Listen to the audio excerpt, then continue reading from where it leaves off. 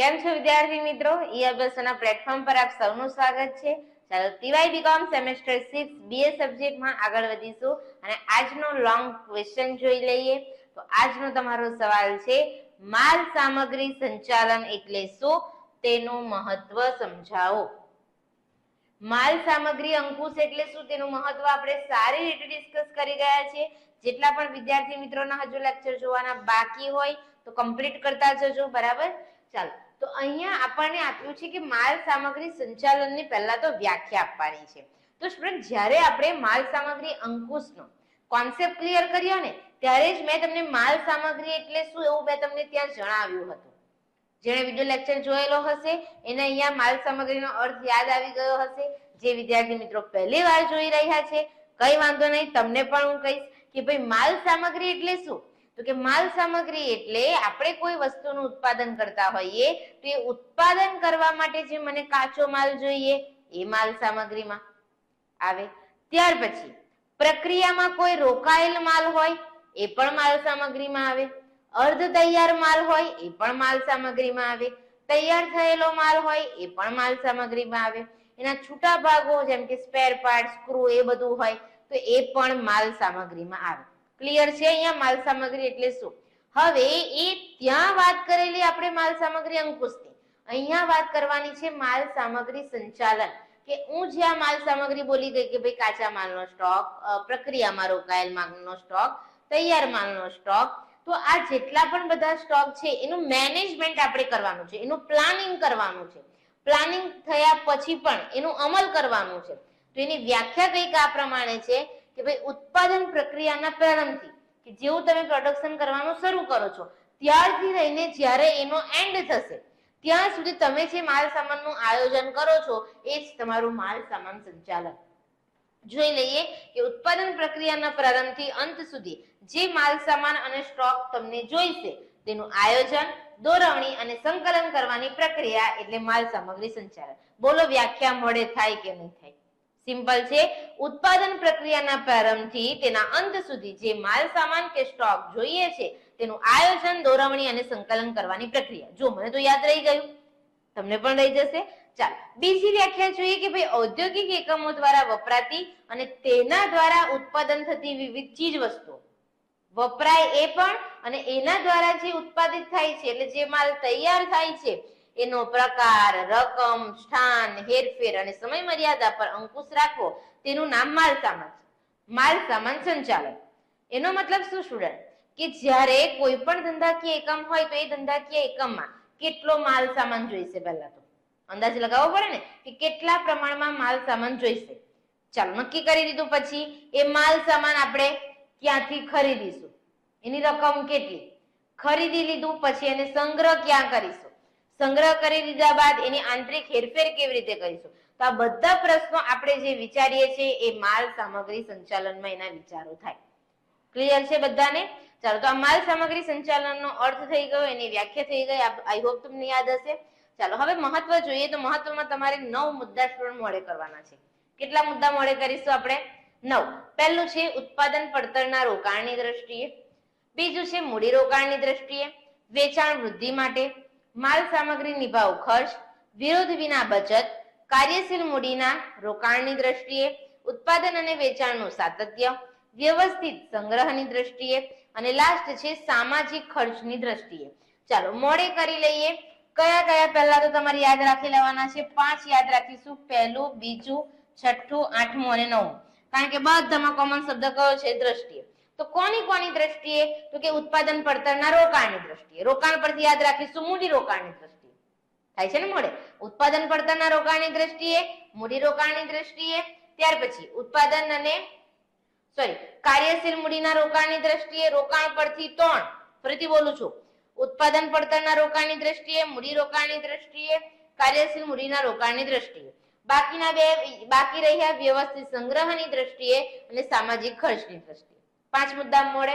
ચાલો બાકીના વેચાણ વૃદ્ધિ માટે માલ સામગ્રી નિભાવ ખર્ચ, વિરોધ વિના બચત અને ઉત્પાદન અને વેચાણનું સાતત્ય. 1-2 વાર વાંચશો એટલે યાદ રહી જશે.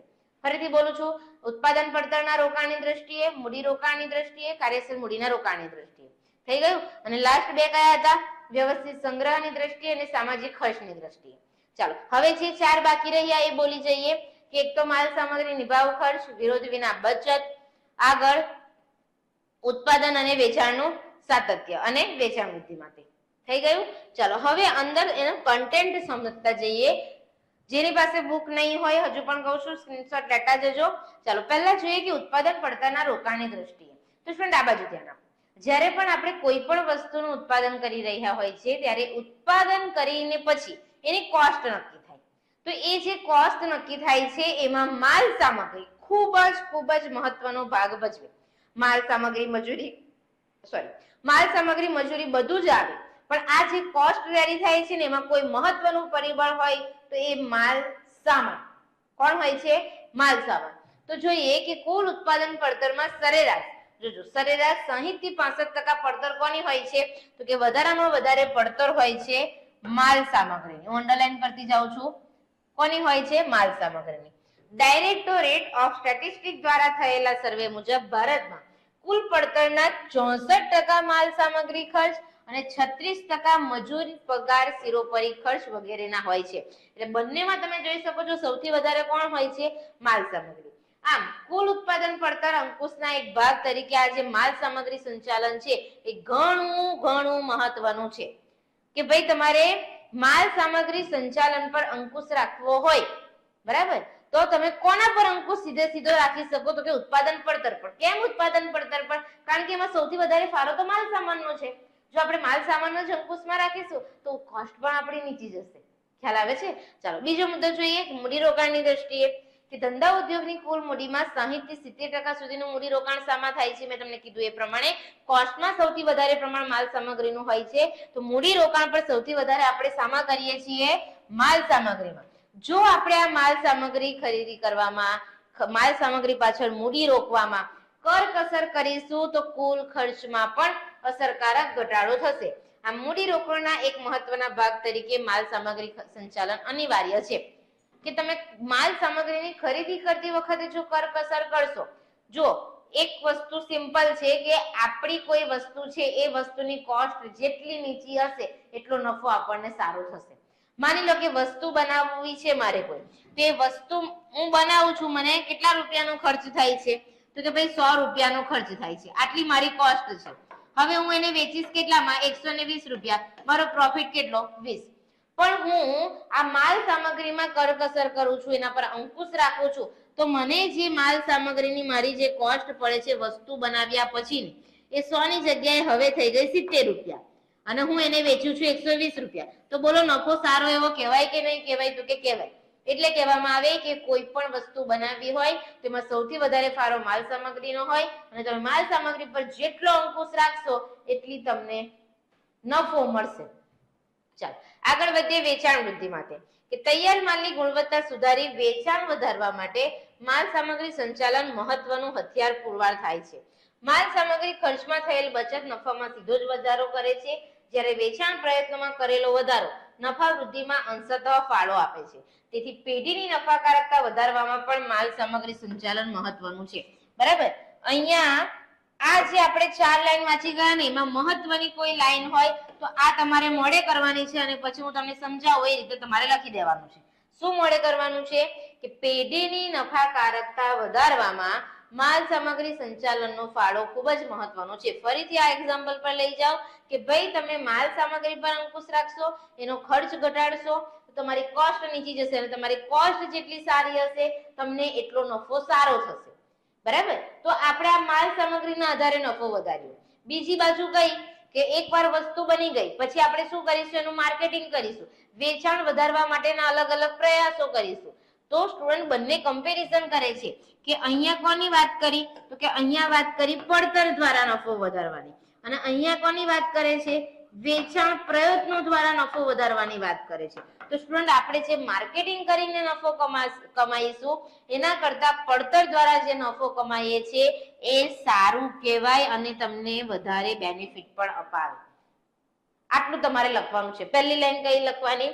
કે પેઢીની નફાકારકતા વધારવામાં માલ સામગ્રી સંચાલન મહત્વનો ફાળો આપે છે. પછીની લાઈન તમારે આ લખવાની થશે કે ભાઈ માલ સામગ્રી ખર્ચમાં થયેલ બચત નફામાં આપણને કેવો વધારો કરી આપે? સીધો. જેમ કે અહીંયા 100 ની વસ્તુ 120 માં વેચું તો 20 રૂપિયા નફો થતો હતો. હવે 70 રૂપિયાની વસ્તુ વેચું છું 120 માં તો મને કેટલાનો નફો થયો? 50. એટલે મેં આમાં બચત કરી તો મને સીધો નફો શામાં કરી આપ્યો? નફામાં સીધો જ વધારો કરી દીધો. થઈ ગયું ને? ચાલો તો આગળ વધીએ કે માલ સામગ્રી ખર્ચમાં થયેલ બચત નફામાં સીધો વધારો કરે છે, જ્યારે વેચાણ પ્રયત્નોમાં કરેલ વધારો નફા વૃદ્ધિમાં ફાળો તો આપે પણ અંશતઃ આના કરતા ઓછો. થઈ ગયું?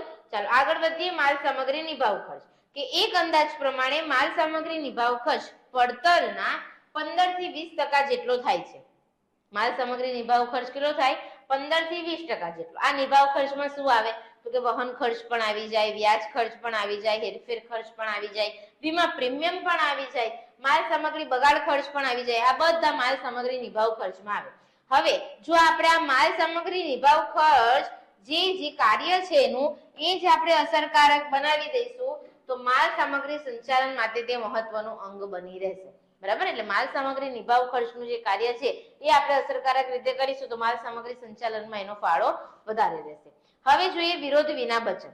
જો આપણે ઉત્પાદન પડતર ઘટાડવા એટલે કે એની કોસ્ટ ઘટાડવા, જે વસ્તુ છે 100 રૂપિયાની જગ્યાએ 70 મારે કરવું છે તો હું બધા કર્મચારીઓનો મજૂરી જે પગાર છે એ ઘટાડી દઉં તો એ લોકો મારો વિરોધ કરશે. કરશે તો કે હા. મધ્યસ્થીઓનો નફાનો ગાળો ઘટાડવામાં આવે તો એ લોકો પણ વિરોધ કરે. પરંતુ જ્યારે હું માલ સામગ્રી ખર્ચમાં બચત કરું તો એના પર કોઈ વિરોધ કરવા આવતું નથી. બરાબર? એટલે કહેવાય કે વિરોધ વિના બચત કરવાની અને નફામાં વૃદ્ધિ કરવામાં માલ સામગ્રી સંચાલન મહત્વનું છે. ખ્યાલ આવે છે? આગળ કાર્યશીલ મૂડીના રોકાણની દ્રષ્ટિએ કે ભારતમાં કાર્યશીલ મૂડીના લગભગ 85 થી 90% શામાં રોકાઈ જાય છે? માલ સામગ્રી. જ્યારે વિદેશમાં એવું નથી કે વિકસિત દેશોમાં આ પ્રમાણ માંડ કેટલું છે? એ લોકો 25 થી 30% જેટલું જ પ્રમાણ માલ સામગ્રીમાં રોકે છે. કાર્યક્ષમ અને વૈજ્ઞાનિક સંચાલન દ્વારા માલ સામગ્રીમાં થતું બિનજરૂરી જે મૂડી રોકાણ છે એ આપણે જો ઘટાડીશું અને આ કાર્યશીલ મૂડીનો આપણે મહત્તમ ઉપયોગ કરીને નફાના પ્રમાણમાં સારો એવો વધારો કરી શકીએ એમ છે. પછી જોઈએ ઉત્પાદન અને વેચાણનું સાતત્ય. સાતત્ય એટલે શું? એનું કાયમીપણું. કે કાયમીપણુંનો મતલબ શું? કાયમીપણું એટલે નિરંતર, એનો પ્રવાહ ચાલુ રહેવો જોઈએ. ઉત્પાદન અટકી ન પડવું જોઈએ અને વેચાણ પણ સતત થવું જોઈએ. કે યોગ્ય જથ્થામાં જો આપણે માલનો સંગ્રહ કરીશું તો ઉત્પાદન અને વેચાણની પ્રક્રિયાનું સાતત્ય જાળવી રાખવા માટે પણ માલ સામગ્રી સંચાલન કેવું બની રહે છે? મહત્વનું. આગળ જોઈએ વ્યવસ્થિત સંગ્રહની દ્રષ્ટિએ કે વસ્તુઓના વ્યવસ્થિત સંગ્રહ માટે પણ માલ સામગ્રી સંચાલન મહત્વનું છે. જો જ્યારે મોટા એકમોમાં માલ સામગ્રી નાની મોટી અનેક વસ્તુની બનેલી હોય છે તેમાં વર્ગીકરણ કરીને આપણે શું કરીશું?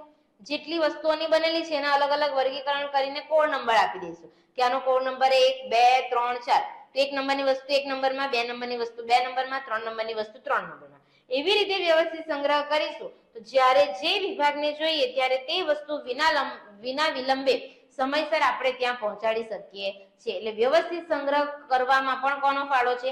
માલ સામગ્રી સંચાલન.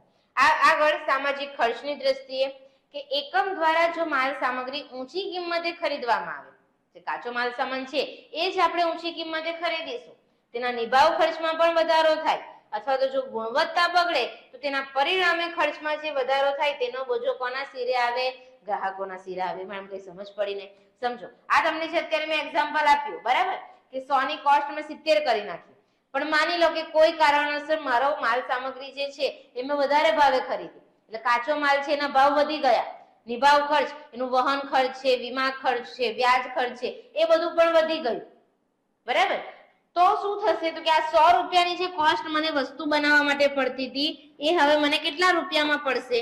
150 રૂપિયામાં પડશે. એટલે 120 રૂપિયામાં હું એને વેચી શકીશ તો કે ના, 150 રૂપિયામાં તો હું જ બનાવું છું તો 120 રૂપિયામાં ગ્રાહકોને મારાથી વેચાય નહીં. તો હવે હું વસ્તુ કેટલામાં વેચીશ? 170. તો આ આખરે જે વસ્તુની કિંમત વધી એનો બોજ તો કોના માથે આવ્યો? ગ્રાહકોના માથે. કેમ? કારણ કે ગ્રાહકો પાસેથી જ આપણે આ ઊંચી કિંમત વસૂલ કરવાની છે. એટલા માટે લખ્યું છે, જુઓ અહીંયા કે ગ્રાહકોએ જ વસ્તુની ઊંચી કિંમત ચૂકવવાનો વારો આવે છે.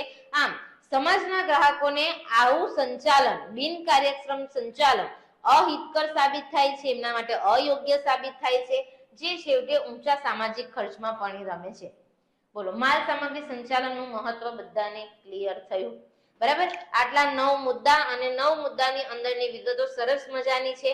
જેમાં ટકાવારી છે એ ટકાવારી ફક્ત તમારે યાદ રાખવાની છે, બાકી આરામથી તમે આન્સર લખી શકવાનું છે. બરાબર. ચાલો તો વ્યવસ્થિત પ્રેક્ટિસ બધાએ કરતું રહેવાનું છે. જેટલા ક્વેશ્ચન આપો એટલા મોડે કરતું જવાનું છે.